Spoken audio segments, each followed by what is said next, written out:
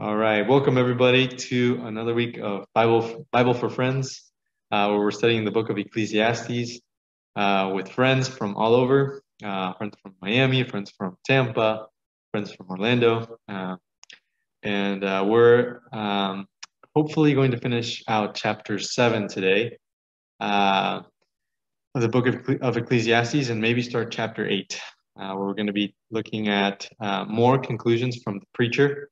From his investigation of all the things that are under the sun. All right, we're verse 23 of chapter 7. This is the NASB, but I'm going to be using versions from a few other, I'm going to use a few other versions too. So whatever Bible version you have, you can follow along. There is no problem. All right, verse 23, it says, I tested all this with wisdom and said, I will be wise, but wisdom was far from me. Verse 24, what has been is remote and very mysterious. Who can discover it? I directed my mind to know and to investigate and to seek wisdom and an explanation and to know the evil of foolishness and the foolishness of insanity. And so here we're seeing a repetition of what the preacher had already described at the beginning of this book, which is that he is going to test everything with wisdom and with knowledge. And at one point, he even says that anything that his eyes desired, he didn't deny himself. So he went after, he tried everything that there is to offer, and he had the resources as well, the wealth to try anything and everything. And so it's interesting that now he's saying, wisdom was far from me, because in the beginning of Ecclesiastes in chapter 1, as you can see here, Ecclesiastes 1, 16 to 18, it said, I said to myself, behold, I have magnified and increased wisdom more than all who were over Jerusalem before me. And my mind has observed a wealth of wisdom and knowledge. And so in that part, he was explaining how he was the most wise of anybody that had come before him in Jerusalem. And now all of a sudden he's saying wisdom is far from him. And so this shows that even the wisest person comes to the conclusion that the more that you know, the more that you realize you don't know. So the amount of knowledge that there is in the universe, a human life of 80 years, maybe 100 years, can't even come close to acquiring all the knowledge that exists. And so that's why you see in a lot of portions of Ecclesiastes, the conclusion of the preacher is that knowledge is, or a life just devoted to acquiring knowledge and wisdom is leads to dissatisfaction. It's hevel. It's hevel, vanity, the word that keeps being used in this book, hevel. And so what we learned in chapter 1, when it said something similar, where wisdom is striving for the wind, wisdom is vanity, is that the way that we can make wisdom be satisfactory is by not just receiving wisdom and acquiring wisdom and accumulating wisdom for ourselves, but to use wisdom for the benefit of others, to improve the life of other people. So that's the purpose of wisdom. It's not meant to be accumulated and hoarded as a means of making one's name be great, for all the knowledge that one has. And you can see a lot of people in the world that all they do is go to school, accumulate more titles and doctorate and degrees, for the sake of just saying that they know all this stuff. Prestige, yeah, exactly. But in the end, those people are going to be dissatisfied because number one, they're going to realize that all the knowledge that they accumulate is not even close to all the knowledge that exists, and that they're going to realize how much they don't really know. And then number two is that they're going to feel, selfish because they never use that knowledge to help others. And so the example that I gave last time was the example of two seas. two lakes that exist in the land of Israel. Does anybody know what those two lakes are in Israel?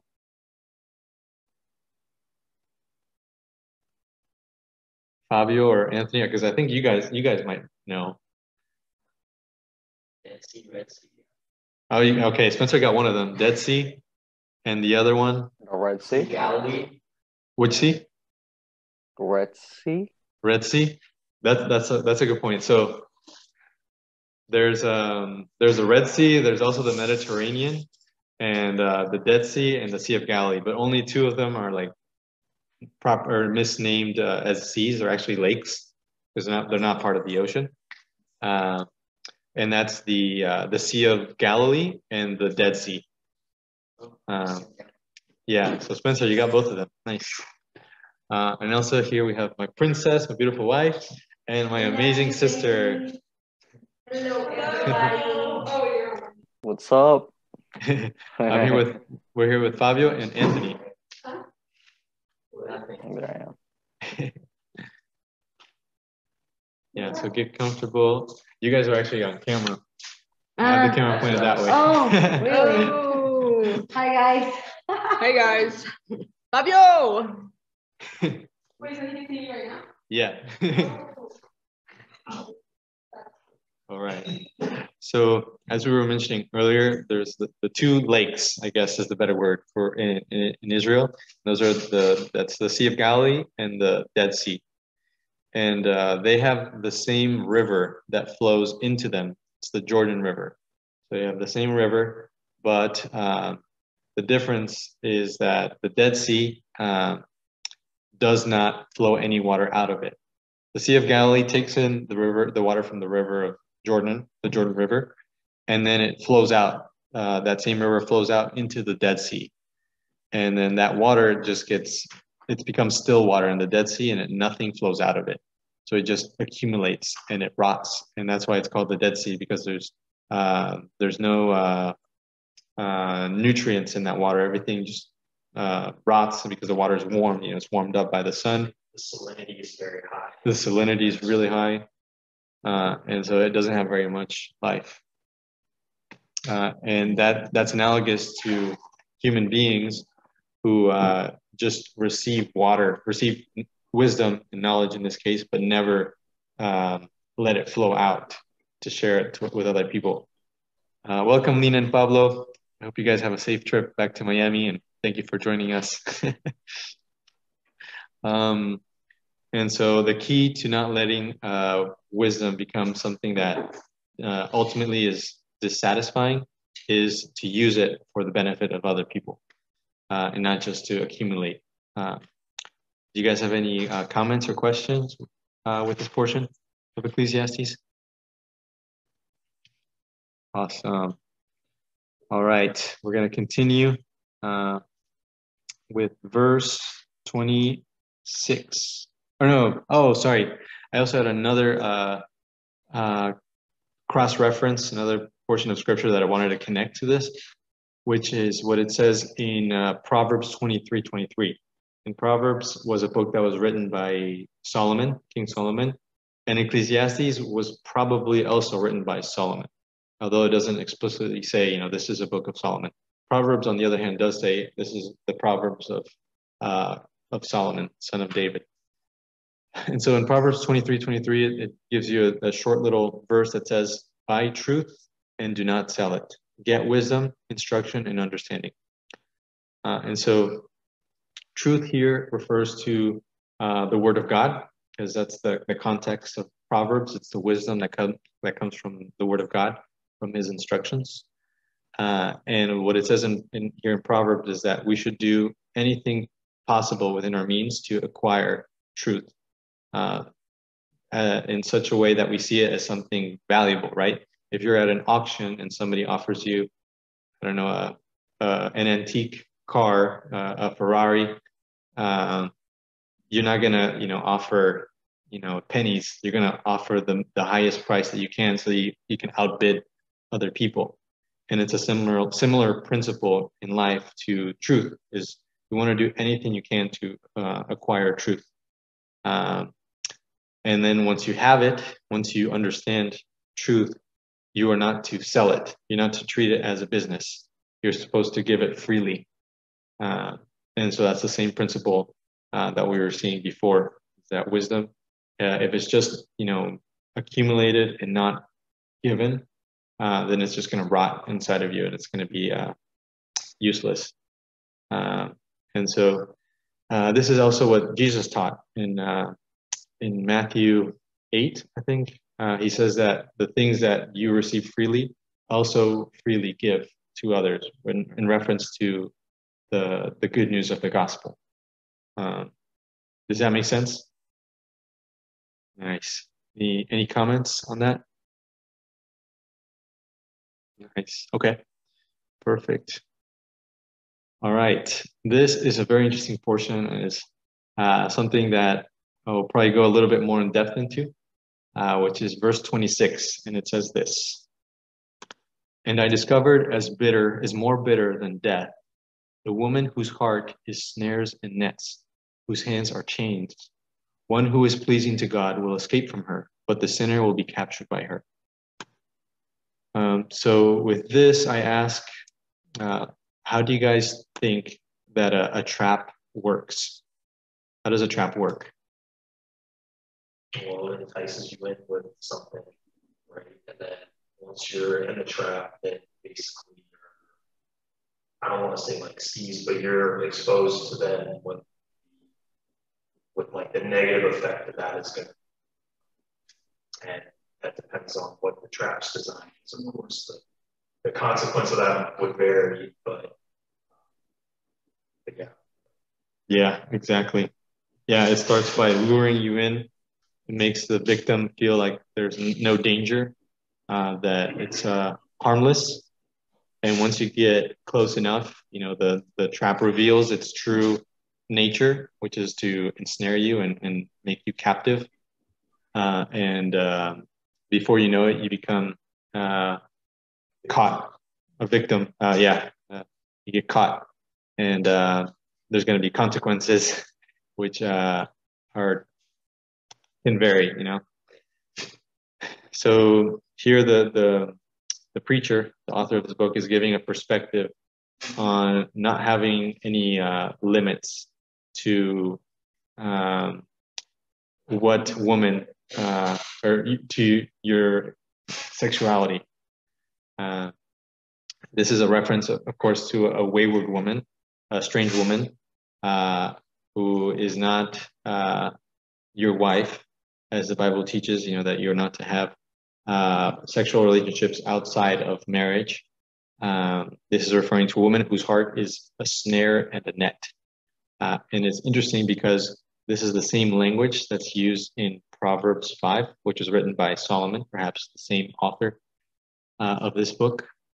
And we're going to read the entire proverb, because it's very, very interesting. I'm going to share my screen again. You guys are still seeing the presentation?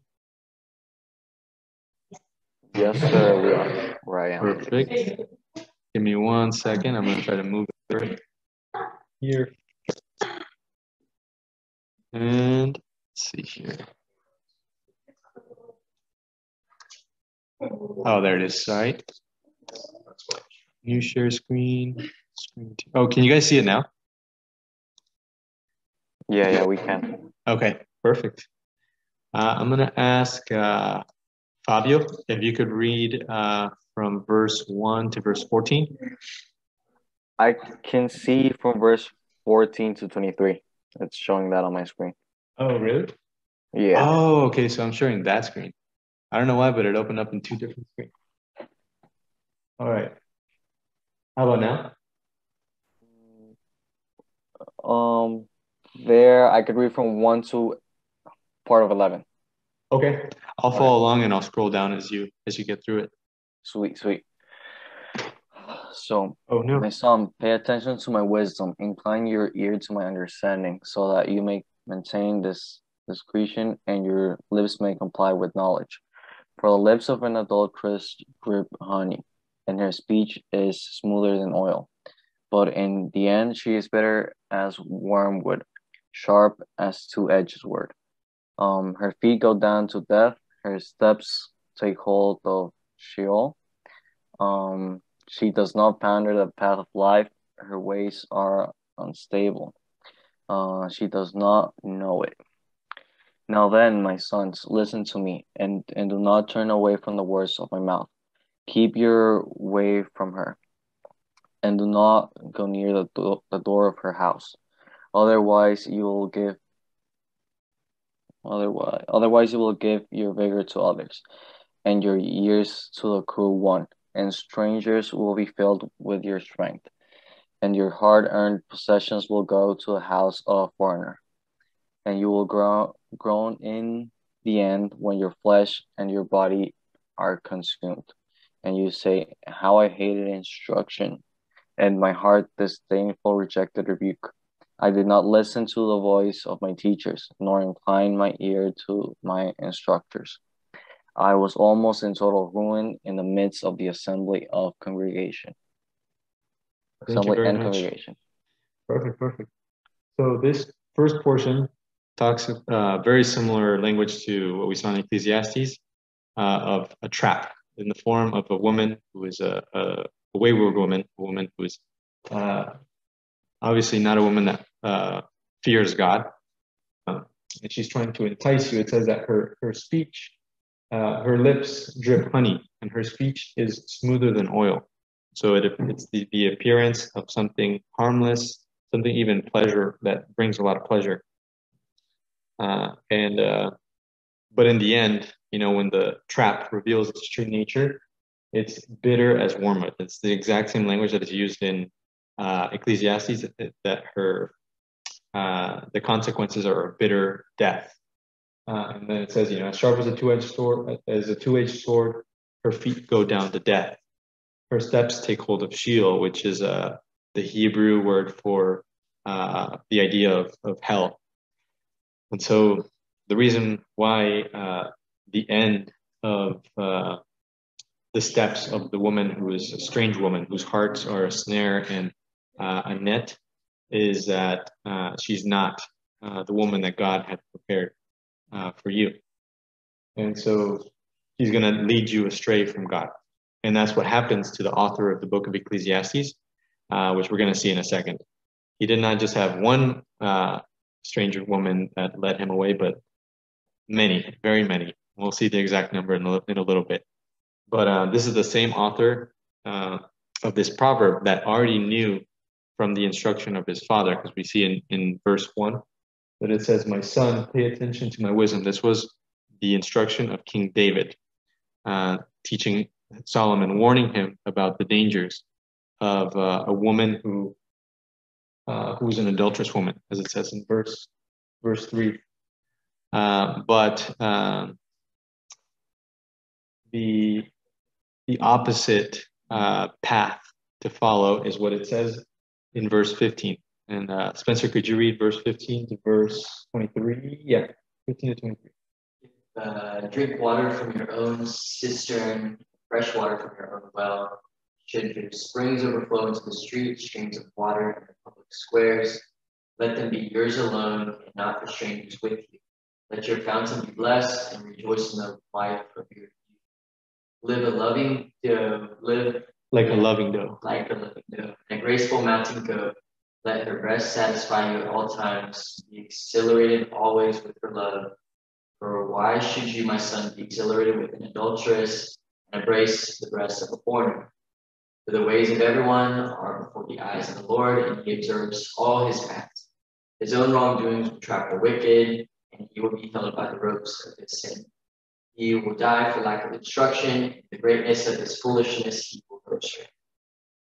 Wow, thank you very much. All right, so in verse 15, you can already see the alternative, which is drinking water from your own cistern. Otherwise, enjoying the woman that God has for you, your own wife. And I like the idea that it gives. Don't let your water, flow out in the streets. It connects with the book of Job. There's this portion where Job, who was known to be a very righteous person, who had to go through a lot of suffering, and he didn't understand why he was going through all this suffering if he was such a good person. But it was just the way that God allowed it to be. In one portion, he's defending himself, and he's saying that he had made a covenant with his eyes to not even look at a woman that wasn't his wife with lustful intent. And he said that if it was true that he had done that he had broken his covenant with his eyes, then let his wife be with another man.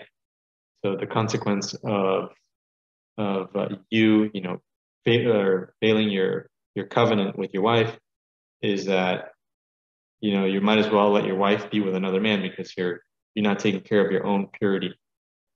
And so that's why it says, don't let your springs overflow into the streets. Don't let your own purity be available for anybody. It's supposed to be only for you and your wife. And your wife is only supposed to satisfy you. And the Bible is very explicit. It says, let the breasts of your wife satisfy you at all times. So the Bible has an idea of sexuality, which is that it's within the context of marriage and not outside of it, because there's a lot of consequences outside of marriage. And then it says, why should you be exhilarated with the breasts of a foreign woman, of an adulteress? Because your ways are not hidden from God's eyes. God can see everything that you do. And in the end, the sins that you commit, that one commits, that go against God's commandments, are going to trap him, because there's consequences that you can't escape. Once you've fallen into that trap, the consequences can't be escaped. You can repent, which is obviously what God wants. But like in the case of David, who committed adultery later in his life, he had real consequences. For example, the son that was the result of the affair died. His first son died, and then he had so much quarreling in his house. His own son even tried to overtake the throne from him, one of his sons. But in the end, he repented, and God forgave him, but he couldn't escape the consequences.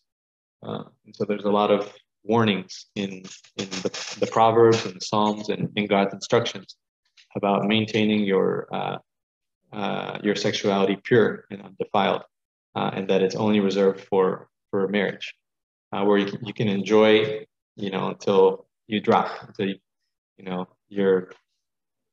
It's the space that God created for that pleasure.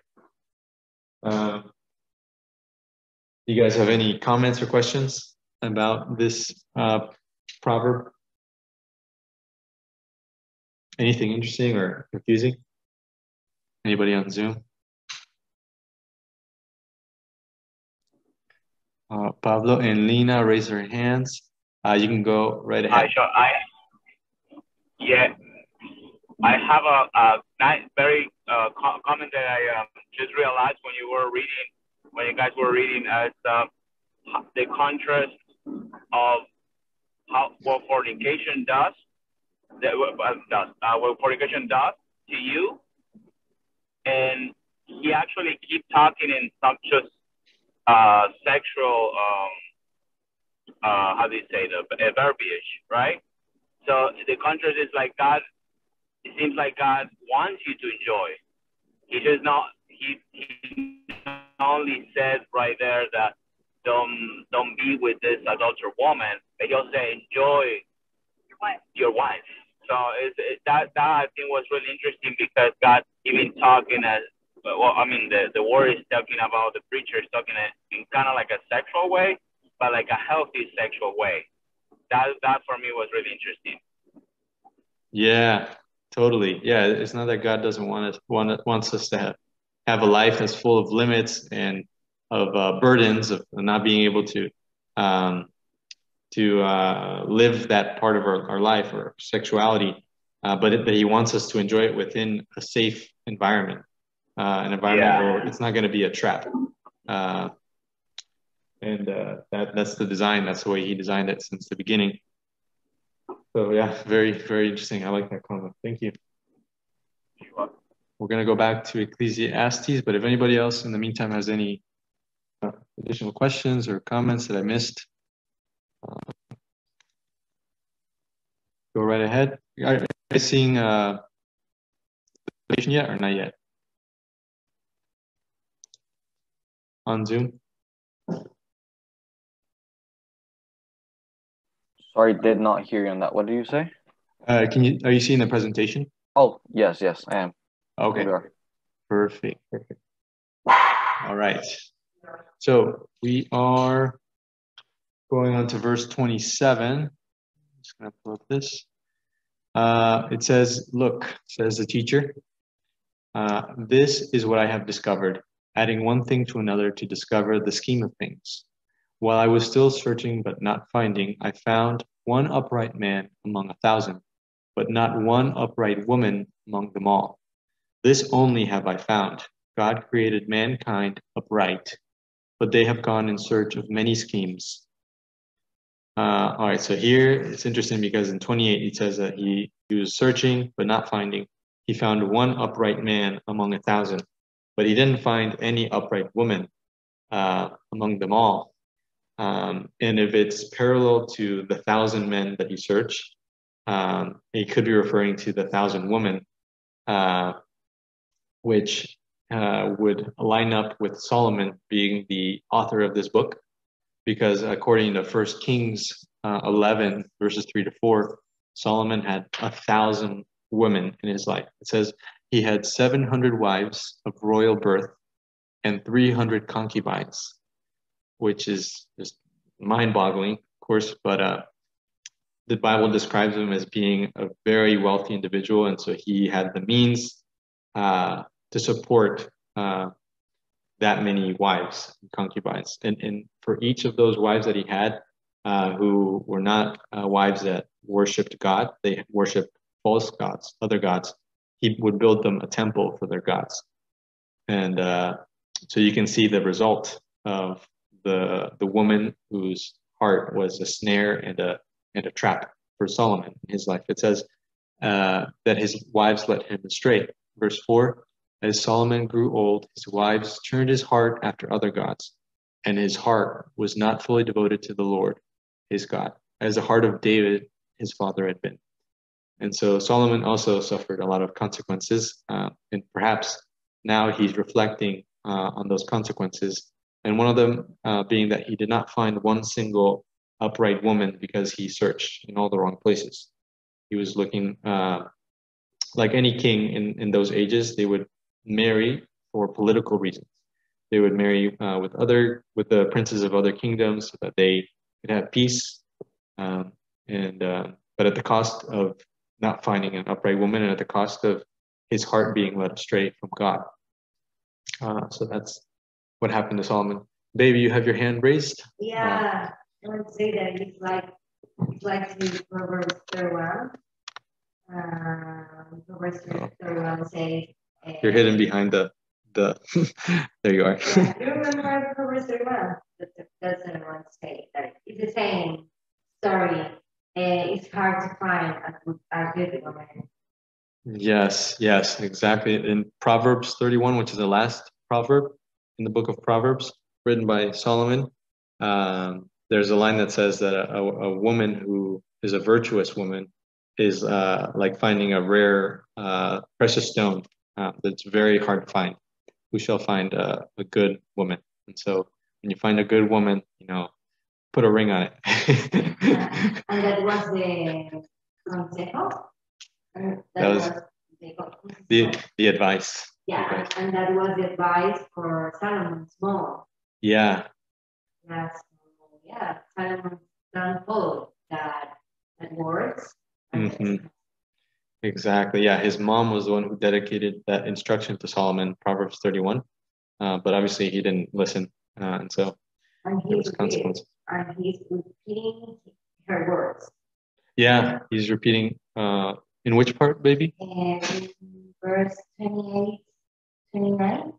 que no puede encontrar ninguna mujer. Oh yeah, yeah. Who shall find a virtuous woman? Yeah. Which is what is he? That's what he's saying in verse 28. He can't find one upright woman among them all. And then in verse 29, it says something very interesting. It says that this only have I found: God created mankind upright, but they have gone in search of many schemes. This is interesting because last week in the same chapter, we saw a verse that said that there is not one person that's righteous. Let me see if I can find it.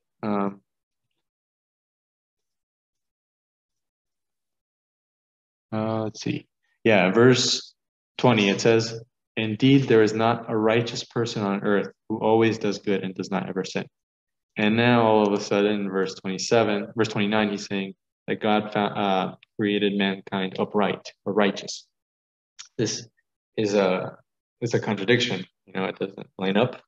The way that I've found some commentaries to explain this is that when we look at the original creation, the creation of Adam, God placed him in the Garden of Eden, which is a place that was without any sin. And man, you know, he was without sin in the beginning as well. He was in a paradise, a holy paradise. But as it says at the end of this verse, his heart had gone in search of many schemes, and this is what happened with Adam. He was deceived and he disobeyed God. He disobeyed his instruction, which was to not eat of the fruit of the knowledge of good and evil. So he coveted wisdom. He coveted knowledge. He wanted to learn things his own way. He didn't want to depend on God for acquiring the wisdom and knowledge that God had in his own time. And this led man to no longer be upright position or nature. And so that's one way that verse 29 can be reconciled with the principle that we saw earlier, which is definitely true. There's no person that is free of sin. You know, if anybody in this world lines himself up to the 10 Commandments, there's going to be some shortcomings. But the other thing that I found interesting in this portion is that in verse 28, he says that he found one upright man among 1,000. I don't know who the 1,000 were, but it says he found one upright man and no upright woman. But this could be a reference or a prophecy, perhaps, to the only person in human history to observe all the law faithfully without any mistakes, which is Jesus of Nazareth. So I found that as personal commentary, but I think it's interesting. Do you guys have any comments or questions from this portion? You think Jesus can be the one upright man? Perhaps, yeah. King David had already been prophesied to be the one that from his lineage would come the Messiah, who was the promised savior of Israel. And God had already told David that because of his heart, that God loved God, the Messiah would come from David, and Jesus was a direct descendant from David. That's why in Matthew, in the first gospel, they give the lineage of Jesus. He comes from King David. One thing that I find kind of interesting, and maybe I'm just reading to it a little too far, but he mentions one upright man among 1,000, but he mentions no upright woman among all. Why the difference between 1,000 for men and all for women? I think that comes from the perspective that if this is Solomon, which it would line up, is that he didn't find one upright woman because all the 1,000 wives that he had didn't worship God. They worshipped other gods, and they led him astray. And so he never found an upright woman, virtuous woman. It's just interesting to me. I'm confused why he uses 1,000 for men. Why not just say among all men versus 1,000? That's a good question. I'm not sure. That's a good question. Because it's hard to find that big woman. It's like Proverbs 31 that say that versus one is like a diamond. Precious. Yeah. Is more hard. It's right to say more hard. More difficult. Yeah, it's more difficult to find a good woman in comparison to find. That's an interesting comment. Maybe for him, he never found. Yeah, maybe for him. Yeah. For him, yeah. Out of those 1,000. Yeah, I think it's from the perspective of the preacher that he couldn't find a good woman. But yeah, it's interesting. Upright means like perfect, or could it mean just good in general? Like how we. That's a really good question. Yeah. I didn't look at the Hebrew. Josh, good guy, recommend him. That's a really good question. What does upright refer to? We can look at the Hebrew right now, real quick, and see what it says. See. Look at the ESV and see if it says upright. Look at the ESV. All right, you can look at the ESV. Can you guys on Zoom see the screen? I'm on BibleGateway.com. Yes, sir. Perfect. Oops. All right, I spelled it.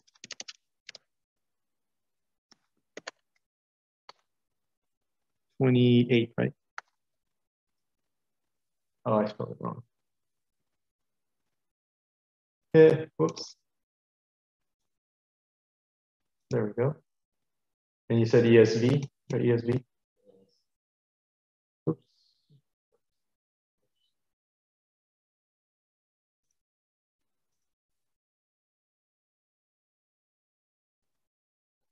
Oh wait, did I spell it wrong again?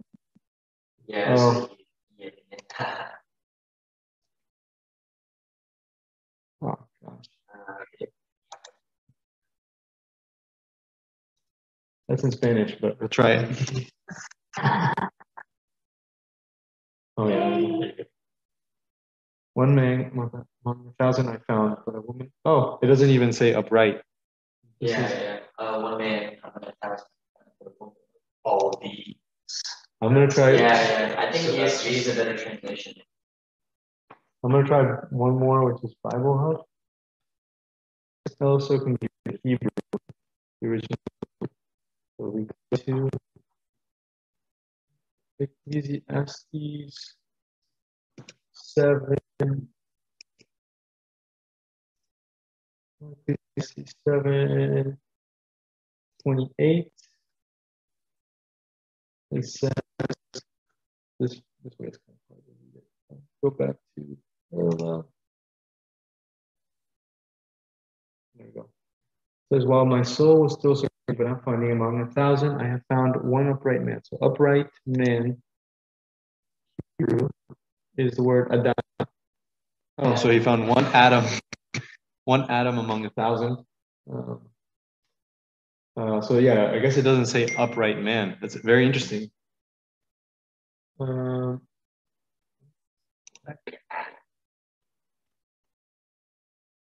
he says, I have not found one such woman. So maybe it is a reference still to the upright man in the beginning of creation, because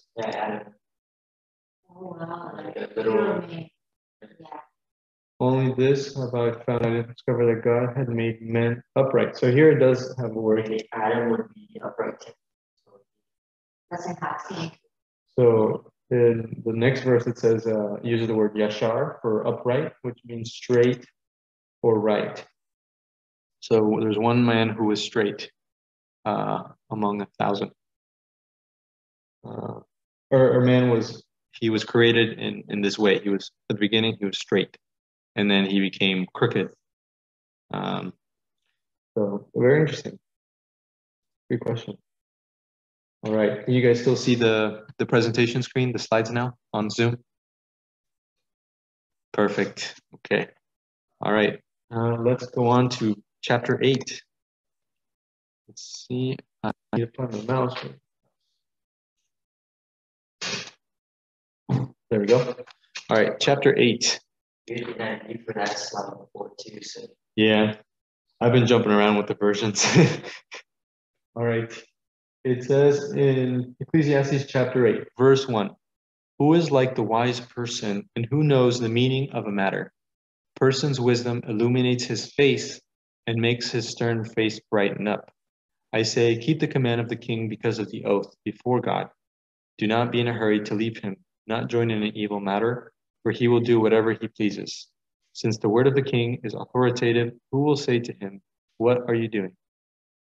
All right, so there's two different ideas here. And the first one is verse 1, which is just praising wisdom. There's a lot of verses in Ecclesiastes that praise wisdom. And this one says, who is like the wise person who knows the meaning of a matter? And saying this basically saying that it's hard to find somebody who's wise and has the answers to questions that can explain things, how things work. But when a person does acquire wisdom, it says that it illuminates his face and makes a stern facial expression brighten up. So stern or serious facial expression brighten up. And we already know that the author of this book he increased wisdom a lot.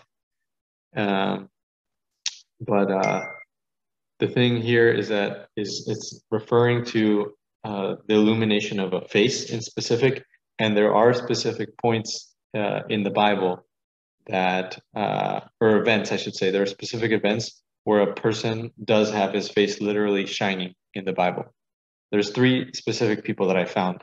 Does anybody know of any of those 3 people who had their face shining? They were typically people who would... Isaiah. Moises when come back from the Mount Sinai, right? Yes, correct, Pablo. Very good. Moses, when he received the 10 Commandments, which obviously is great. The Transfiguration, I think, right? The yes. Jesus Transfiguration. Yes, correct. The second one is Jesus. Jesus in the Transfiguration, it says that his face was shining. That's what I was thinking, the Transfiguration. Moses, Abraham, Isaiah. Oh yeah, Jesus in the Transfiguration, he was with Moses. It describes it being with Moses and with one of the prophets, the prophet Elijah. So very interesting. But obviously, those 2 examples right there, Moses and Jesus. Their faces were shining in a point where they had received a lot of wisdom. Moses, he had just received the 10 Commandments, which the Bible describes as being wisdom in itself. And Jesus, he had just been in the garden of the Mount of Olives. I can't remember in the Transfiguration. Does anybody remember where Jesus was or what he was doing when the Transfiguration happened? It was on... Yeah, it wasn't a tabernacle feast in the mountain. Oh, it was in the Feast of Tabernacles in a mountain? Okay. Oh, so it must have been in the Mount of Olives in Jerusalem. Yeah. Okay. So Jesus was also in a point where he was, I think, praying for a long time and God came over him and his face was shining. And he was with Moses, whose face was also shining. And then the other person that I found was Stephen, who was one of the apostles, who was actually persecuted for proclaiming that Jesus was the Messiah. He was persecuted by Paul, and they put him in a trial in the book of Acts, and they found him guilty for blasphemy because he was professing that Jesus was the Messiah. And of course, the Pharisees who were persecuting him did not believe that, and they took it as a blasphemy. And right before he was executed or stoned. Oops. Oh, God, low battery. I think it's in Dad's office. Thank you. Right before he was executed, he gave an overview of the entire Old Testament leading up to Jesus, and he kind of explained how everything led up to Jesus being the Messiah, the Savior of the world. And obviously an example of great wisdom that he had, and his face was shining. So there's a connection between things that are very holy and great wisdom and your body like being a source of illumination. Thank you, baby. All right. So we have the next point is verse 2, verse 3 and 4. Now it's talking about the instruction of the preacher of keeping the command of a king or of a ruler because of one's oath to God. So in other words, God's own instructions tell you to submit yourself to authorities. Oops. And so this is a similar teaching that is given in the New Testament in the book of Romans, which is a letter written to believers in Rome by the Apostle Paul, where he says that what did he say? Oh, sorry, I had my notes here, but I can't seem to scroll down. There we go. In the book of Romans, Paul was basically explaining why we should be submitting to authorities. And it's because God is the one that allows authorities to reach the positions that they do. So they're the agents, they're the servants of God that execute the wrath of God when people do evil things. And so obviously this is not always the case. There's been cases in the course of history where authority figures, rulers have given commands that go against what God teaches. I've struggled with that verse a lot.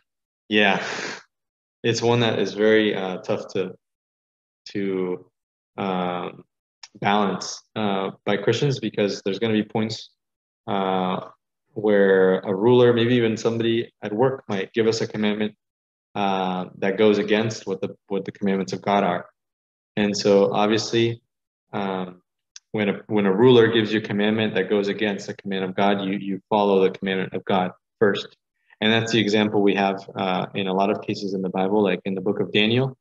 The prophet Daniel, he was, or actually his three friends, when they were in Babylon, they were told to worship an image that was created, an idol that was created by King Nebuchadnezzar.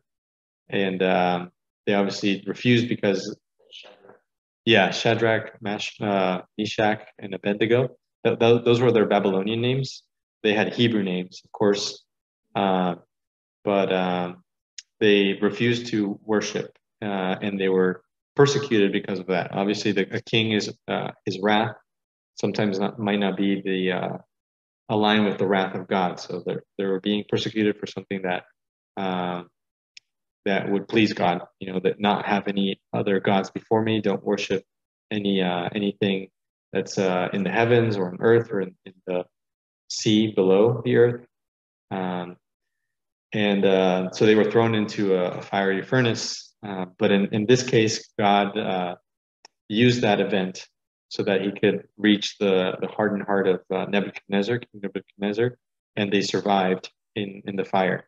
And it said that they even had another presence in the fire that was with them, which I think a lot of people interpret as being Jesus, the Messiah, that was with them and protecting them. And so there's going to be cases where we're going to be persecuted perhaps by authorities who give commandments that go against God's commandments.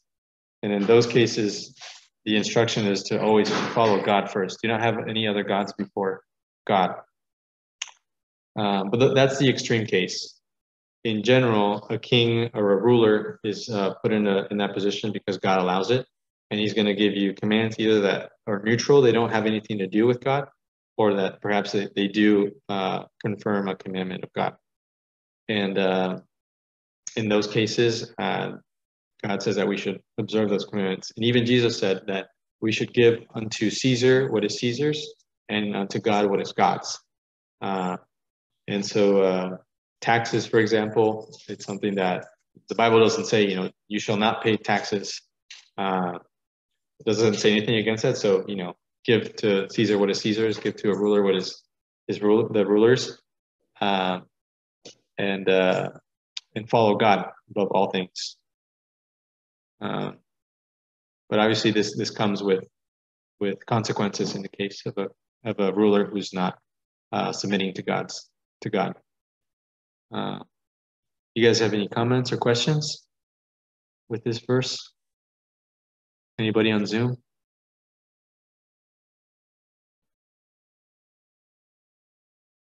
Oh yes, sorry, Spencer. Spencer's got a few minutes left, and we'll go with the last few verses of Ecclesiastes 8, verses 5 through 9. All right, so here it says, "He who keeps his command will experience nothing harmful, and a wise man's heart discerns both time and judgment. Because for every matter there is a time and judgment, though the misery of man increases greatly. For he does not know what will happen, so who can tell him when it will occur? No one has power over the spirit to retain the spirit, and no one has power in the day of death.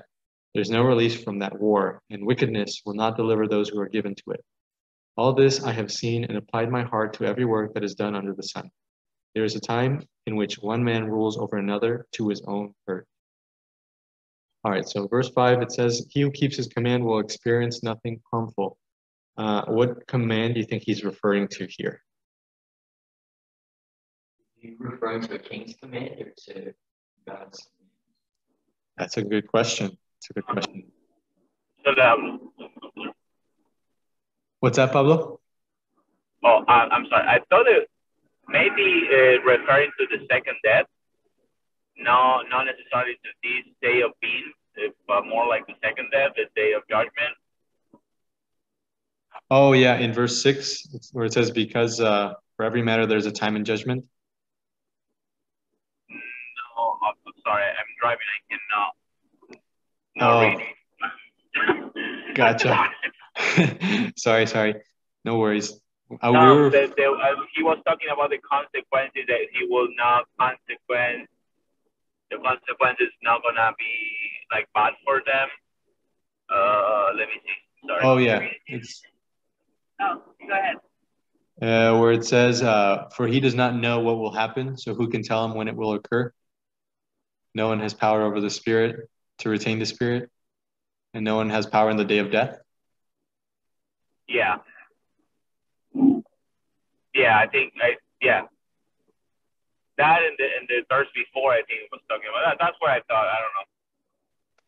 Gotcha. The second death. What do you mean by that? The second death is death of the soul. The death of the soul, right? Gotcha. Like, and the day of judgment when we will be resurrected to be judged for eternal life, or yeah. Yeah, that's a good point. No one can. I think it could refer to both deaths. The first death would be the death of the body, and then the second death would be the death of the spirit, or of the soul in some interpretations. And technically, one does not have, power of preventing that from happening, that judgment from coming. And that's what it's saying here. And one also does not have the knowledge of when that judgment will come. But in verse 5 and 6, it does give you a little bit of a hint. So it says, "He who keeps his command will experience nothing harmful." And Spencer, you were wondering here whether the command is the commandment of God or the command of a king. In a lot of translations of the Bible, it says the commandment of a king, or a royal command, or his command. In this case, it's like a lowercase h, so it's not talking about a commandment from God. But in the original Hebrew, there's nothing that says, king's command or a ruler's command. But in the Hebrew, it says mitzvah. It's the word mitzvah, which is a word that is almost always attributed to a commandment that comes from God. So all the commands in the first 5 books of the Bible, in the Torah, whenever it says command, it's always a mitzvah. The only case where a mitzvah is not a commandment of God is when it explicitly says the king's command, or the command of a parent, the mitzvah of a parent. So in this case, I think it's most likely a commandment of God. So a mitzvah of God will lead someone to not experience anything that's harmful. And then it also says that a wise man's heart discerns both time and judgment. So the commandments of God, the mitzvah of God, also helps us to understand the proper times and the proper. It says judgment, but in Hebrew the word is mitzvah, which is also translated as a specific procedure or custom of how to do something. And so the commandments of God teaches both the times of when we're supposed to do certain things, like we're supposed to always have a day of rest, the Sabbath day, every seventh day. And then it also gives you procedures for how you're supposed to do things, especially things relating to the being in the presence of God. So they had instructions for the priests, for example, for how they were supposed to do sacrifices, and they even have instructions for people for how they're supposed to cleanse themselves, what they're supposed to eat. And so God's commandments give us times and procedures. In some translations, it says procedures instead of judgment. And it says, for every matter, there is a time and a judgment, though the misery of man increases greatly. So I think it could either be procedures or judgment, judgment of an act. And so God's commandments allow us to know the times.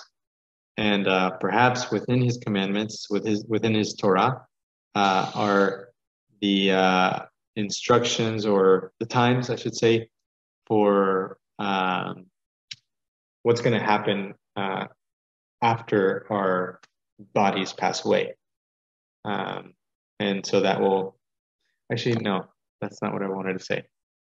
Yeah, because in the next verse it says, no one knows when death will come. It says, no one has power over the spirit to retain the spirit, and no one has power on the day of death. And in verse 7 it says, who can tell him when it will occur, or he does not know what will happen. Sorry, I think I got lost in my train of thought.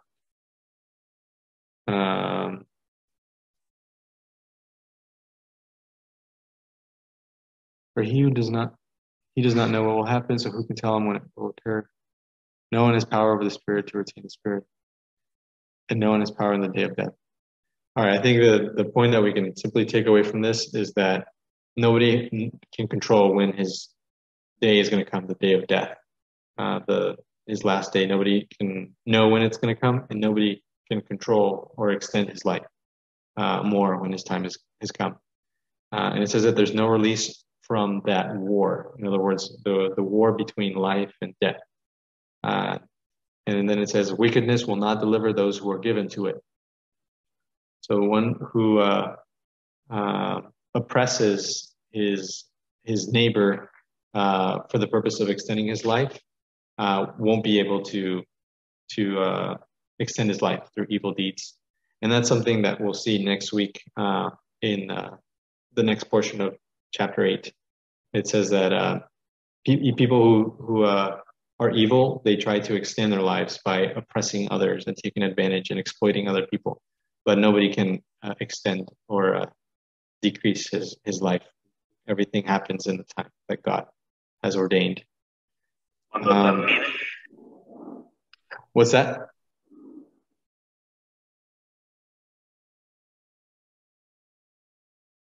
Pablo, were you going to say something? I think you have your mic. Oh, no. Okay. Perfect. And to go along with that, it says in the last part of verse 9 that there's a time in which one man rules over another to his own hurt.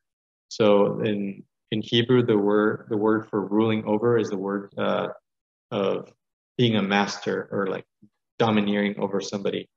And so this is saying that when we try to rule somebody or master somebody or control somebody, we do it to our own hurt.